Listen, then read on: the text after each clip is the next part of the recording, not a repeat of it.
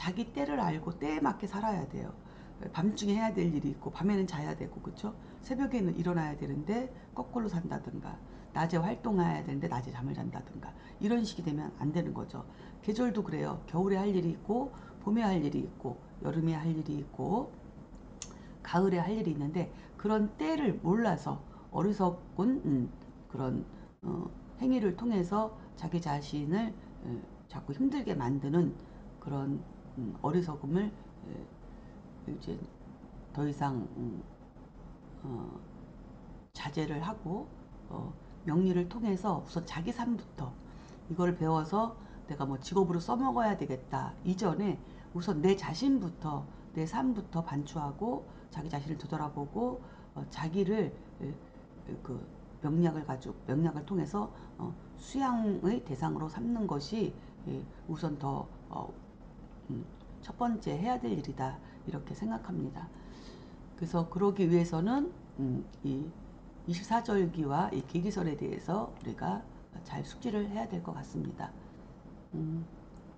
자, 본래는 지지의 시작은 자부터 시작이죠. 그렇죠? 그래서 그래서 이게 1, 자, 추, 인, 묘, 진, 사, 저, 오, 미, 신, 유, 술, 해. 원래는 이렇게 되는 거죠. 그래서 천간에서도 오행이 있고 음양이 있었듯이 여기 지지에서도 똑같이 음양도 있고 오행도 있습니다. 그래서 오행으로 살펴보면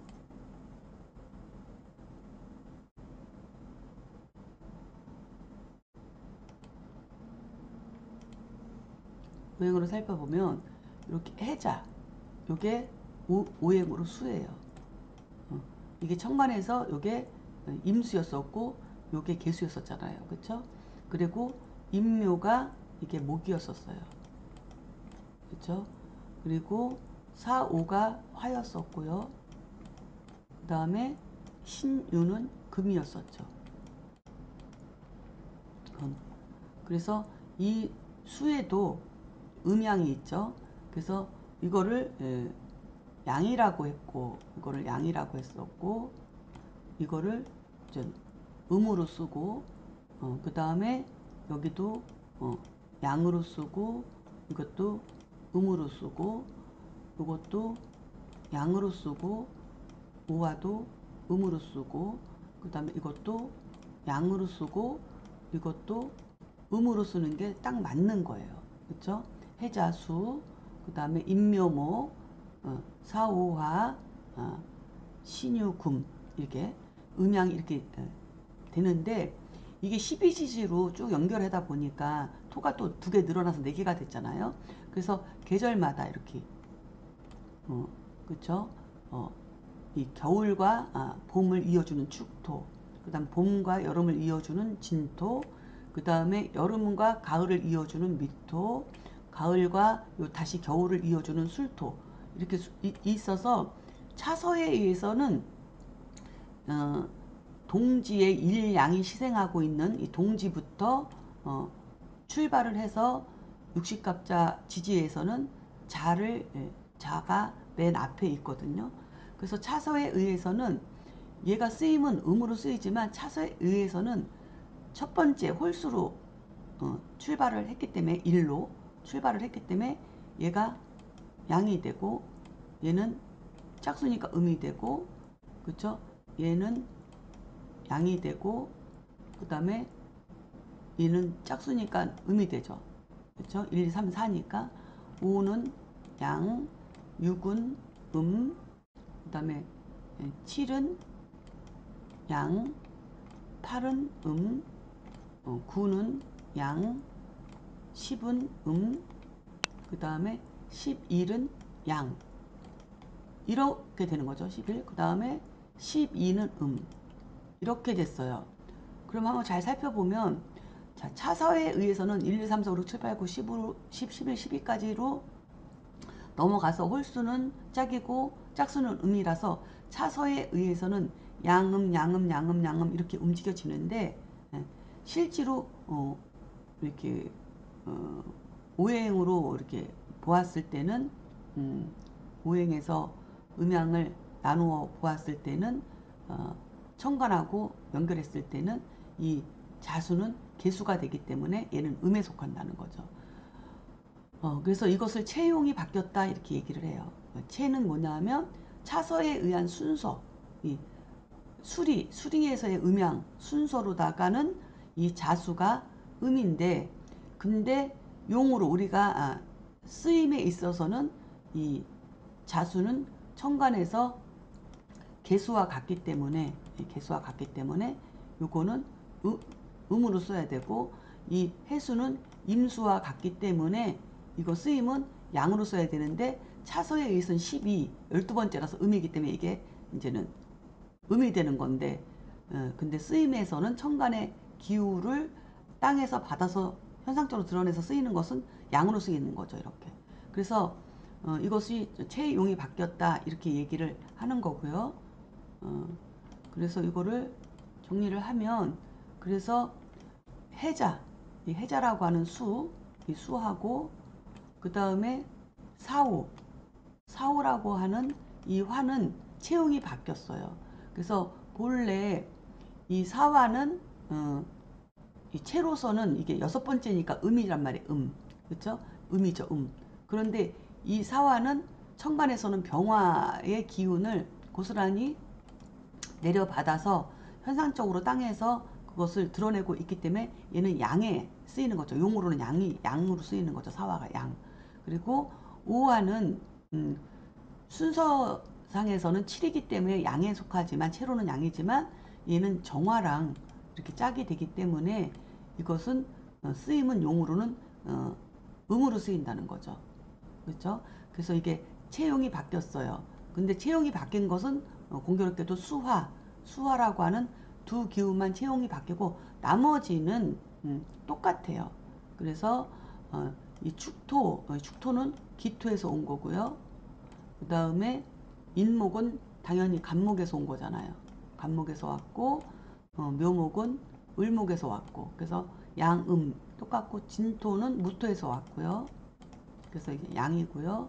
그 다음에 미토는 다시 기토에서 온 거예요. 그래서 기토가 축토하고 미토로 분화되고, 이 무토는 진토하고 술토로 분화된 거죠. 그래서 술토는 무토에서 온 거고, 이 신금은 경금에서 온 거고, 그 다음에 유금은 천간의 신금에서 온 거다. 이렇게 설명을 드릴 수 있겠어요.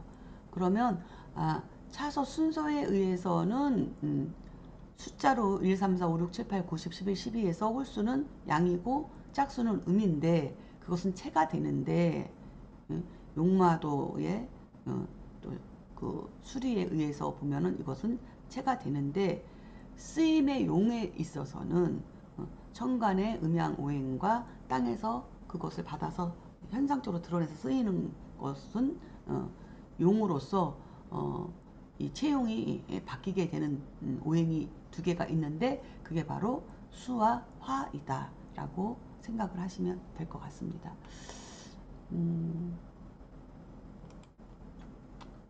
그래서 이 부분을 생각하시고, 그러니까 우리가 이렇게 해자나 그 다음에 이 사오가 체용으로 바뀌었기 때문에 우리가 이 쓰는 것은 우리가 쓰는 것은 용으로는 얘가 양이고 얘가 음이지만, 본래 체는 얘가 음이었고 얘가 양이었다는 것도 한번 생각하면서 써야 되지 않을까 이렇게 싶습니다. 해수도 이게 쓰이는 것은 양이고 이게 음이지만 본체는 얘가 음이었고 얘가 양이었기 때문에 이런 부분도 우리가 이제 사주 분석을 하는데 참고를 해야 된다. 이렇게 설명을 드리겠습니다. 자, 그 다음에 이게 이제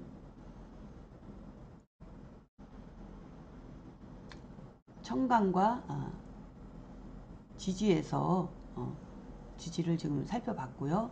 근데 이 지지 속에는 지장간이라는 게 이렇게 있어요. 지장간이라는 게. 그래서 요저 지장간을 또 따로 이렇게 외우셔야 돼요. 그래서 해중에는 무, 갑, 임이 있고, 그 자에는 임, 개개가 있고, 축에는 개신기, 그다음에 인에는 무병갑, 묘에는 갑, 을, 그다음에 진에는 을, 개, 무, 또 사에는 무, 경, 병, 오에는 병, 기, 정이 있는데 이 여기다 이렇게 정화를 또 옆에다 놨는데요. 이 이유는 뭐냐면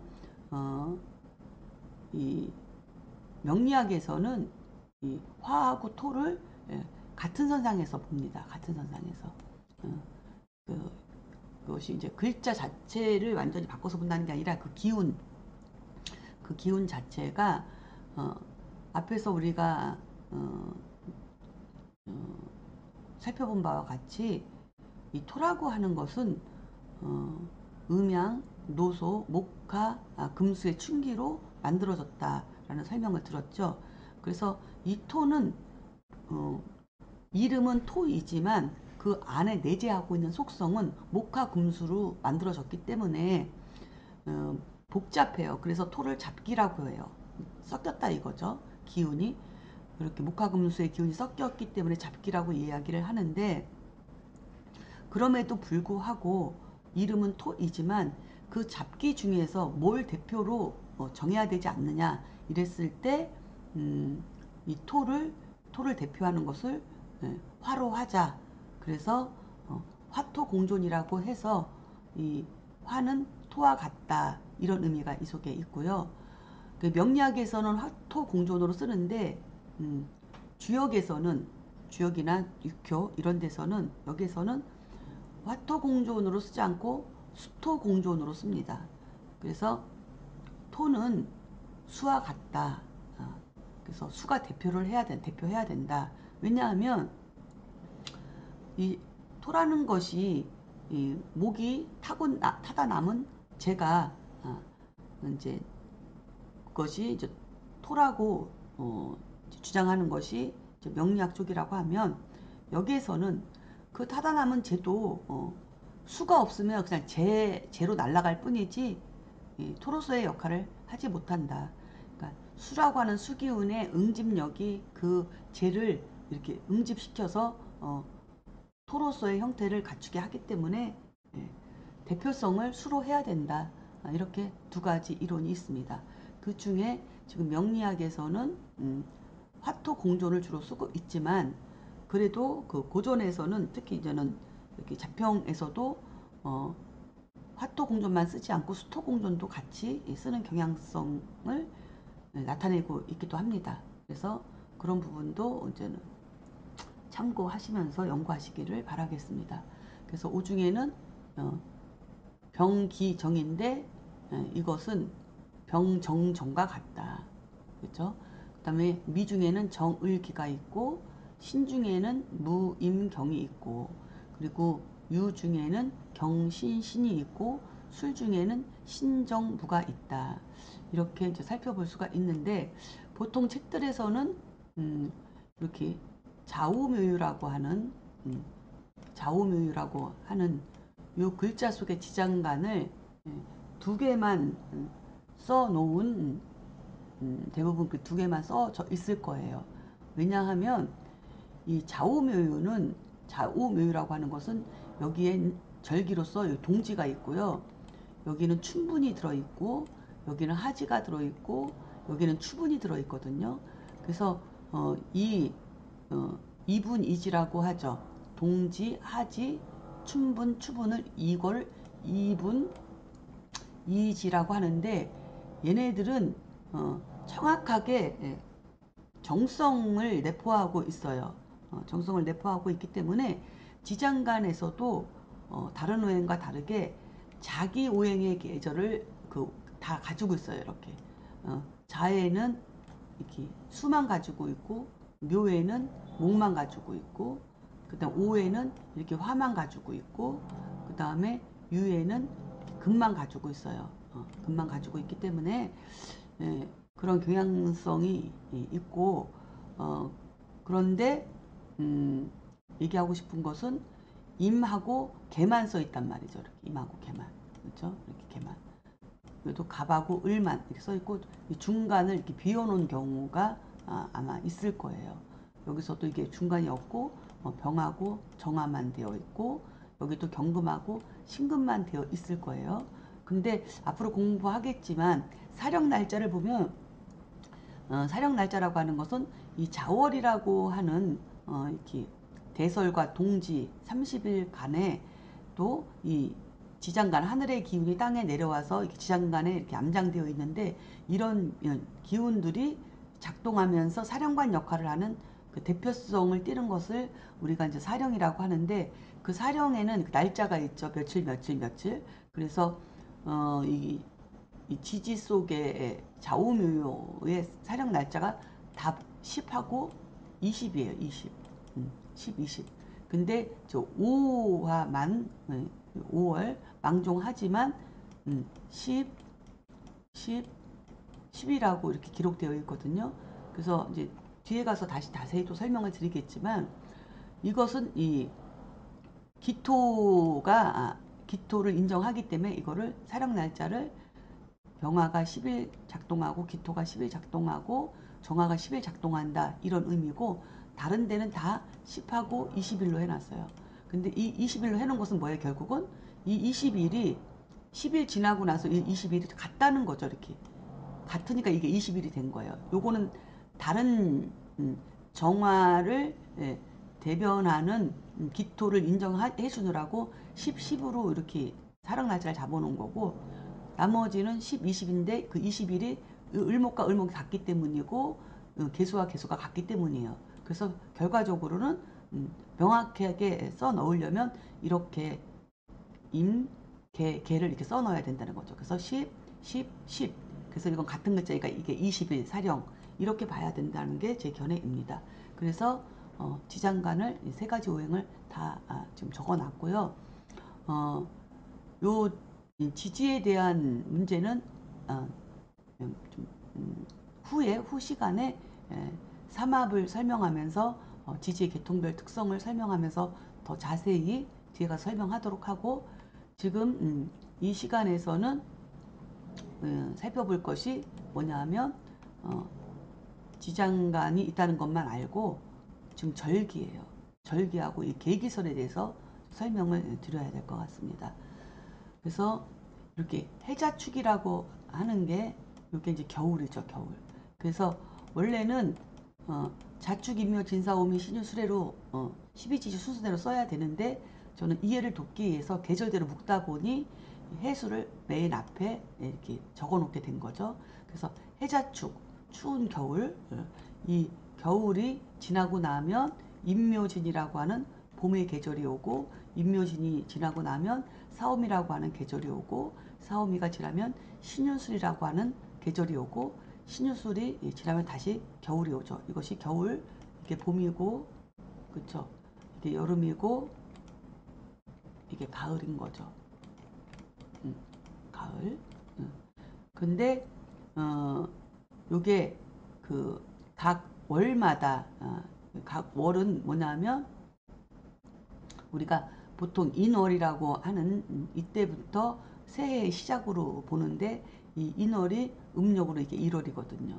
그리고 이게 2월, 이게 3월, 4월, 5월, 6월, 7월, 그 다음에 8월, 9월, 10월, 11월, 그리고 축월이 12월이에요. 그렇죠?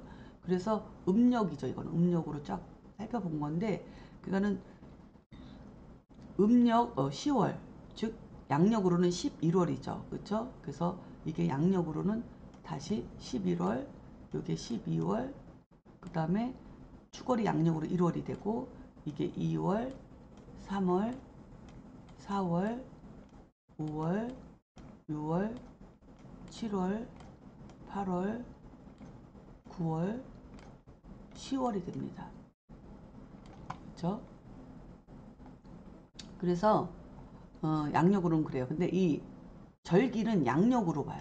절기는 양력으로, 음력으로 보지 않고. 그래서 11월 하고, 근데 여기서 주의할 것은 이 절기는 보통 양력 초순부터 시작이 돼요.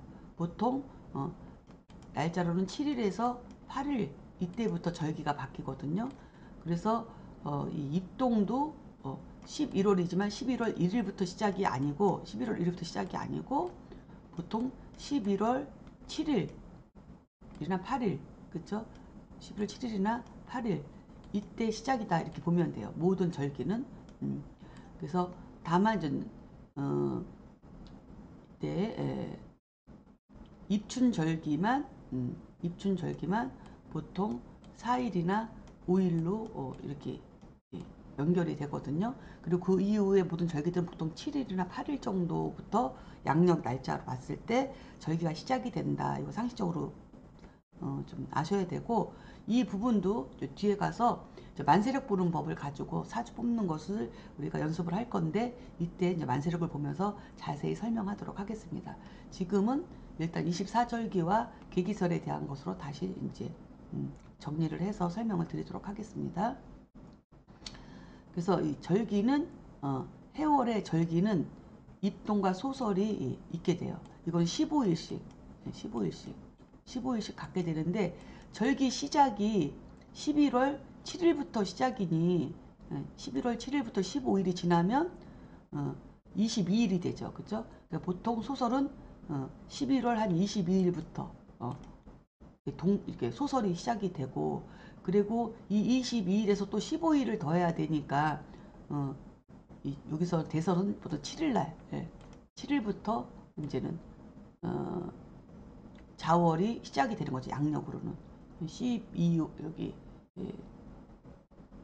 12월 7일, 그쵸? 12월 7일부터는 이때는 대설이 시작이 되고, 그리고 이게 이제는 또 15일을 더하면 또 22일이 되죠. 그러니까는 동지는 22일, 12월 22일, 23일경에 동지가 되고, 이런 식으로 계속 이렇게 연결됩니다.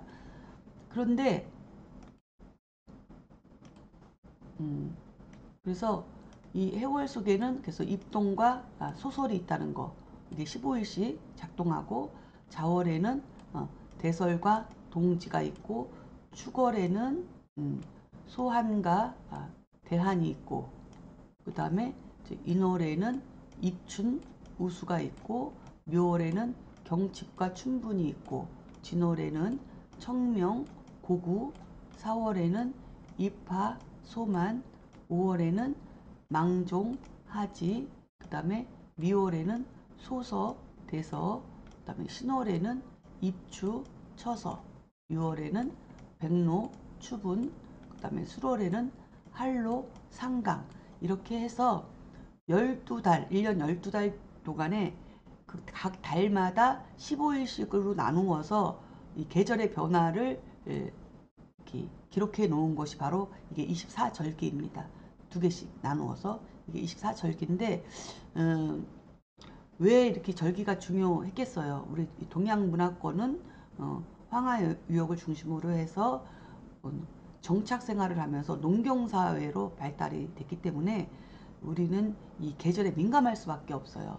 그러니까는 한 해의 농사를 성공시키느냐 실패하느냐는 이 절기법을 모르고서는 농사를 언제 씨를 뿌리고 언제 걷어야 되는지를 정확하게 알 수 없어서 크게 손실을 볼 수 있고, 한 해 농사를 잘못 지으면 1년 동안 굶주림으로 고생을 해야 되기 때문에 이거는 굉장히 그 중요한 삶에 직결되는 중요한 그 학문으로 그래서 자리 잡게 된 거죠. 절기법이라고 하는 것이. 그래서 이렇게 정리됐는데, 이 계기설이라고 하는 것은 무엇이냐 하면은 이렇게 해월 입동 소설에는 입동 말고 이 계기설은 요 중기, 그쵸? 이 절기에서 절입 말고 중기, 요 밑에 것을 기준으로 이 음양부호로서의 늘어나고 줄어들음으로 해서 이것을 갖다가 계절 기후의 변화를 이렇게 설명해 놓은 것이 이것이 이제는 계기설인데, 한나라 시대 맹이라는 사람이 12벽계설이라고 해서 그걸 창안한 것입니다. 그래서 우리가 주역의 음양 부호를 이미 공부를 했잖아요. 그래서 이거는 끊어진 거니까 다 음이잖아요. 그 음이라고 하는 것은 고요한 거고, 그 6개의 음이라고 하는 것은 고요함이 극에 이르렀다는 것이고, 그래서 극에 이르러서 꽁꽁 얼었다는 뜻도 되는 거죠. 근데 그것이 언제부터냐? 소설부터예요, 소설. 그러니까는 해월의 절기가 무조건 해월 입동부터 시작이 아니고 소설의 유금이라고 하는 기운이 발동한다 이거고요. 그 다음에 이 동지가 되면 대설 말고 이 대설까지는 이 유금으로 연결되는 거죠. 대설까지는. 그래서 동지 때에 땅속에서 일양이 발생한다. 이렇게 이거를 하나의 소성계라고 하고 이거를 6개의 효를 대성계라고 하는데 밑에 있는 소성계는 땅속의 기후를 나타낸 거고 밖에 외에 나타나 있는 이 소성계는 밖의 날씨 기후를 나타낸 거예요.